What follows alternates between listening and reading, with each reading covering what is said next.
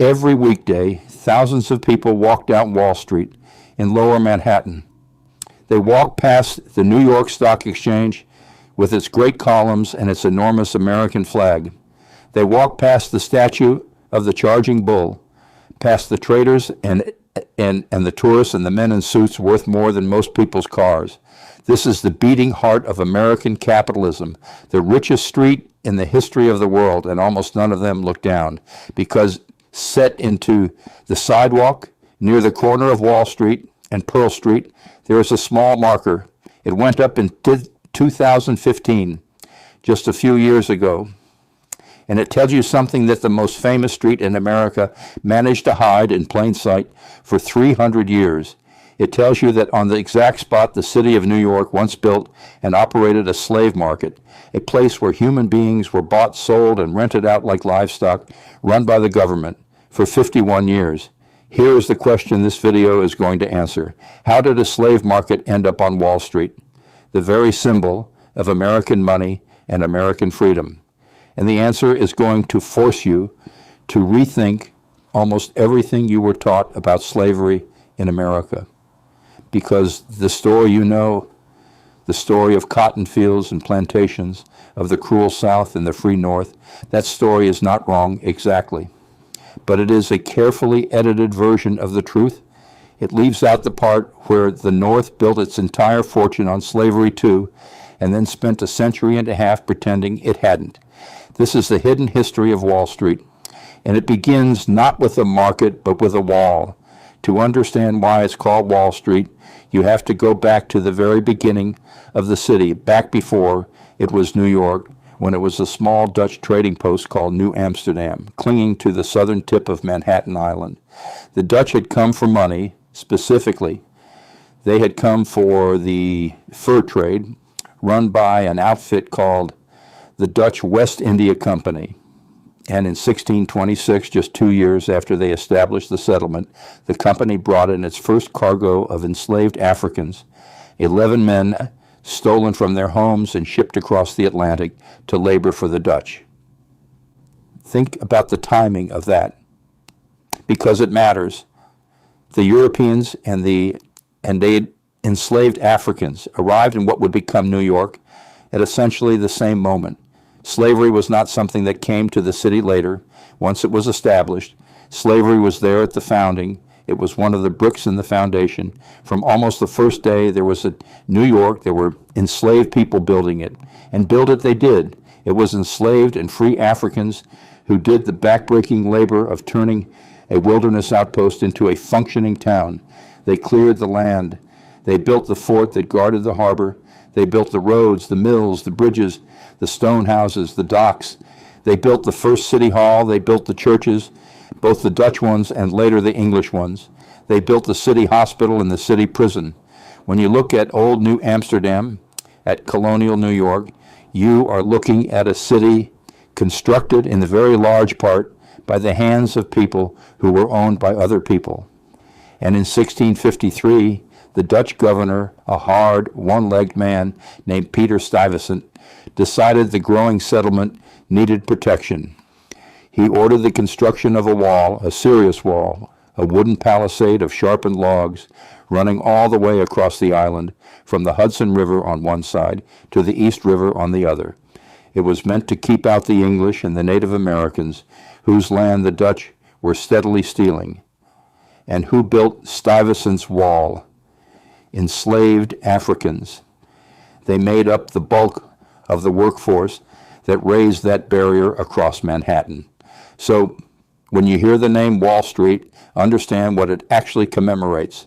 The street is named after that wall, and the wall was built by enslaved hands. The most powerful financial street on planet Earth is named quite literally after a monument to slave labor. The name itself is a gravestone that nobody ever bothered to read. The wall came down in 1699. But slavery in New York did not come down. It grew. And here is where we have to confront the great myth head on, the lie at the center of how America remembers its own past. If I ask you to picture American slavery, you picture the South. You picture Mississippi and Alabama, Cotton fields under a hot sun, sprawling plantations, cruel overseers, and all of that was real, and all of that was monstrous. But that image has done something sneaky in the American mind. It has let the North off the hook. It has allowed the northern states, New York, Massachusetts, Pennsylvania, the supposedly enlightened, free abolitionist North, to cast themselves as the good guys. The side that didn't do this. The numbers tell a very different story. By the year 1703 in New York City, 42% of all households owned at least one enslaved person. 42%, nearly half the households in the city. And to put that in perspective, that was a higher rate of slaveholding than Philadelphia and Boston combined. New York, the future capital of American finance, the future home of the Statue of Liberty, here was one of the most slave-dependent cities in all of the American colonies. By the middle of the 1700s, roughly 1 in 5 people living in New York City was enslaved. Walk down a street in colonial New York, and 1 out of every 5 people you passed was owned by someone else. Only one American city held more enslaved people than New York in that era. Charleston, South Carolina, deep in the plantation South. New York was second. The great northern metropolis was, by the numbers, a slave city. It just doesn't get remembered that way because remembering it that way would ruin the story the North liked to tell about itself. And a slave city needs a slave market. Which brings us back to that corner on Wall Street. For the first several decades, the buying and selling and renting of human beings in New York happened informally, scattered around the streets and the docks. Enslaved people were hired out, rented by their owners to whoever needed cheap labor for a day or a season. And this happened in a disorganized way all over the lower city. And to the men who ran New York, this was a problem, not a moral problem, an administrative one. All these enslaved people milling around the streets being bought and hired in an unregulated way. It was inconvenient. It was hard to tax. It was hard to control. So on December 13th, 1711, the Common Council of the City of New York, the government, the elected officials, the men in charge, passed a formal ordinance. Its language survives, and it is chilling in its bureaucratic calm. The council decreed, and I'm giving you the sense of the old text here, that all enslaved Africans and Native Americans who were to be hired out within the city should take up their standing in an orderly fashion at a market house at the Wall Street slip, so that, in the council's words, all persons may know where to hire slaves, as their occasion shall require. Read that again. The city government did not merely tolerate slavery. It did not merely permit a private slave market to exist. The city government built the slave market itself. It passed a law creating an official municipal marketplace for the buying, selling, and renting of human beings, located right there at the foot of Wall Street by the East River, so that the trade in people would be convenient and organized and easy to find. This was a public institution, a government service, like a post office or a courthouse, except its business was the trade in human flesh, and the city made money from it directly. When an enslaved person was bought or sold at that market, the city of New York collected a tax on the transaction. Let that sink in. The government of New York earned revenue, filled its treasury, by taxing the sale of human beings on Wall Street, the very street that would become the global symbol of capital and commerce. Got an early taste of that commerce by skimming a percentage off the sale of people. We have accounts of what happened at that market, and I'll tell you about it with the restraint it deserves, because these were real human beings, and they deserve to be remembered with dignity, not turned into spectacle. Enslaved people would be brought to the market, many of them having just survived the horror of the Middle Passage, marched off the very ships that had carried them from Africa or the Caribbean straight into the noise of this trading town. And there at the market on Wall Street, They were treated as merchandise. Buyers would inspect them the way you'd inspect an animal you meant to purchase, checking their bodies, their teeth, their strength. Men were made to demonstrate their fitness. Women suffered inspections that were nothing short of assault. One historian who studied the market described it simply as an ugly experience. It was the reduction of a human being to a price, conducted in public under the sanction of the law at the foot of Wall Street. The market operated from 1711 until 1762, 51 years, 2 generations. For half a century, this was simply a part of daily life on Wall Street, the sale of human beings taxed and regulated by the city as ordinary as the sale of grain or timber. And now we come to the part of the story that ties it all together, that connects this colonial slave market to the America we know and to the men whose faces are on our money and in our history books, because the fortunes made in this trade did not disappear. They compounded. New York's merchants grew rich, provisioning the slave plantations of the Caribbean, sending them food and supplies, and carrying back the sugar that those enslaved people died producing. The whole economy of the city was wired into slavery. The shipping, the insurance, the banking, the trade, and that wealth, that infrastructure of money, is the soil out of which Wall Street, as we know it, grew. The New York Stock Exchange traces its origin to an agreement signed by a group of merchants on Wall Street in 1792, merchants operating in a city whose prosperity had been built in no small part on 3 centuries of slave labor and slave trade. And here is a detail that captures the whole breathtaking hypocrisy of it. In 1789, the United States was a brand new nation, founded on a piece of paper that declared all men were created equal.